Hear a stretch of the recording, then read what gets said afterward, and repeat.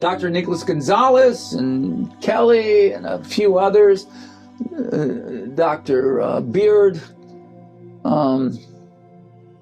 all think that the blood stasis aggravates the trophoblastic cells to grow, and there's no off switch to it in some cases, like breast cancer, prostate cancer. Once it gets going to a certain extent, you can't stop it, and we call it cancer. Now, when I studied cancer in China, Dr. Chen, 8th generation herbal oncologist, 8 generations, father.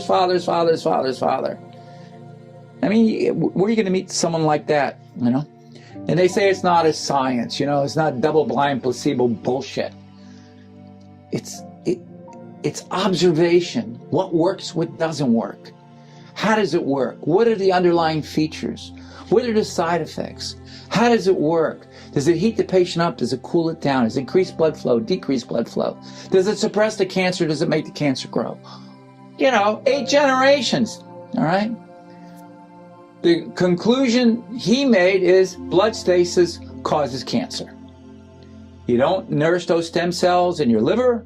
You don't nourish those stem cells in your kidneys. You get blood stasis, you get a little rot. They try to grow. Once they start growing to a certain extent, they form a tumor, and you've got cancer. That's kind of an interesting theory when you think about it. All right, what else we got? In terms of the legs, you know, when the liver congests, you always get these varicose veins, leg cramps, and the feet start to have trouble with the feet, sore feet, all this stuff that just boggles the mind, and joints, calcium growth. You know, the calcium can form a nice bunion. What is a bunion? It's not bone. It's a calcium crystal. All the waste products, because of the distance and this lack of circulation, the metabolic waste collects in the feet. They become acidic. The only way that the body can balance acid is with calcium. It puts the calcium off the bone into the feet, into the interstitial fluids, or the blood, or the plasma, whatever you want to call it, to neutralize the acid in the feet. So now you neutralize the acid. Now you've got all this calcium running around.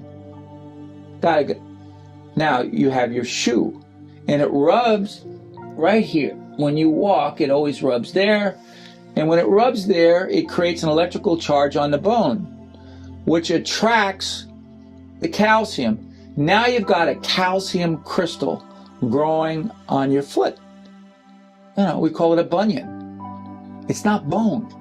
Your osteoplast didn't go over there and start blowing down new bone. No.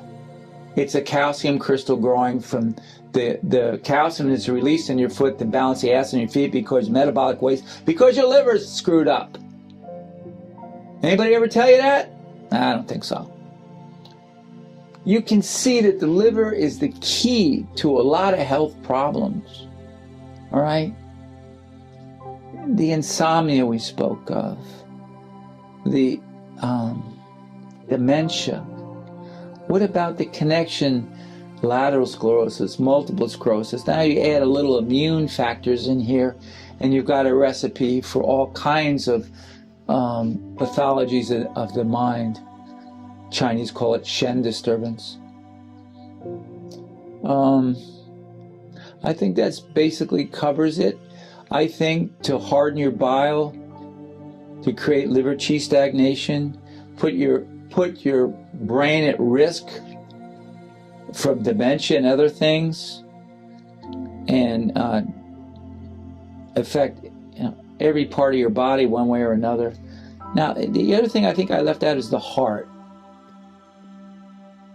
So we see somebody that's got a really fatty liver, bad diet. Most of the time, they got to their doctor. They got put on that stuff. And so the Chinese measure the pulse. And we have a thing called a wiry pulse. We feel the artery. Now, if the artery feels like a guitar string, or even more, a piano wire coming up and hitting all three fingers, like a surge, like a steel wire underneath your pulse, call that a wiry pulse, because it feels like wire. Well, what is that? Right? Why, on a normal pulse, would it be nice and soft and regular, and on a wiry pulse? Well, they call wiry pulse in Chinese medicine signifies liver qi stagnation. So at the tender age of 80, I keep my liver clean because I got to work 8, 10, 12 hours a day, right? So my heart is going, you can feel it in my pulse. Somebody that's got liver qi stagnation, liver's been injured by diet, statins, whatever you want to call it. A lot of the drugs injure the liver, you know, but they never do studies on composites. So like, oh, why would you want to do anything like that, right? Those people's heart are going, causes the back pressure. The back pressure. And so what does that back pressure do? Well, we see regurgitation in the valves. That back pressure is working backwards on the blood. And while you have these one-way valves, the back pressure will suck the blood back. My opinion, because you're going to have some cardiologists really rolling on the floor now, laughing their ass off, but screw it. You know, observation, watching what works, helping the patients, you know, basically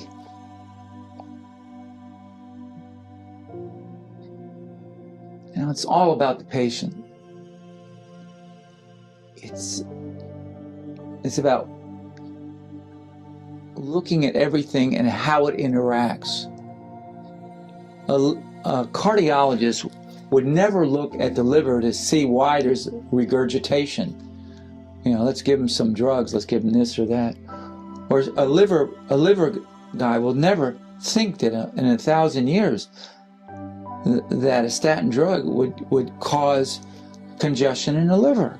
It's not in his dimension. Don't look at it.